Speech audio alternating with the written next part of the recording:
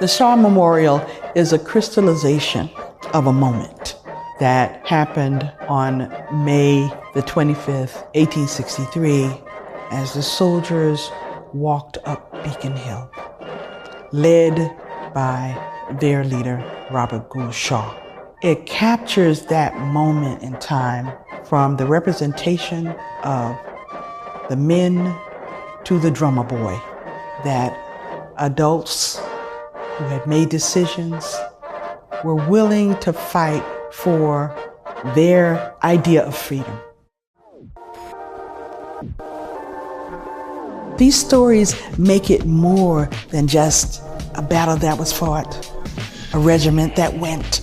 It has true integrity and dignity in the lives of people who were real and who were dedicated to a cause. Friends of the Public Garden has been working to care for this monument since 1980, up to the point in 2018 when Ivan Meijer, who is a stone conservator, discovered that there were more structural, foundational issues. It was intimidating. You think of all the things that potentially could go wrong, and what would that mean?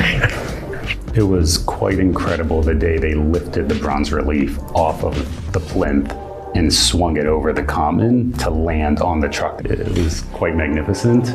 It's an important part of the city's history. I grew up here in the city, I learned about it as a child, and if we value it, if we want people to stop and pay attention to it, then it also is important that it physically look like we are stewarding this important resource. It really proved to be powerful. We had thousands of people participating in our programs.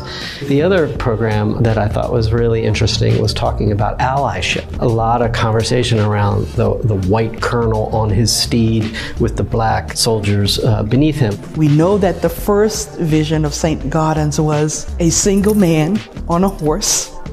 And it was the Shaw family that said, oh no, that's not what we want. We want him accompanied by his men. Augustus Saint-Gaudens, for the first time, depicted black men as individuals and not as caricatures. He brought individual black men into a studio, 30 or 40, and modeled individual heads. So when you look at those soldiers, they are human beings. They're not just ideas. This is not a 10-year plan that then we have to come back and do this level of work again. As the environment changes, in all meanings of that word, the monument will be there. What I'm happiest about is that you can look at the monument and not know what we did. The way it's tied together, the way the water enters and exits the structure, it looks very much the same except cleaner.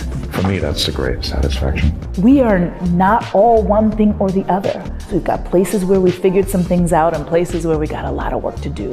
Somehow that monument embodies the beauty and complexity of what it is to be human and what it is to be American. When we came into Tremont Temple for our first dialogue on the power of public monuments and what they mean, we had over 500, 600 people there. And the most diverse audience that most people had seen for decades in Boston. It was really exciting. Yeah. Stories like this give us an understanding more about the questions we should be asking and the solutions we should be gathering about equity, equality, and belonging. Who really belongs here?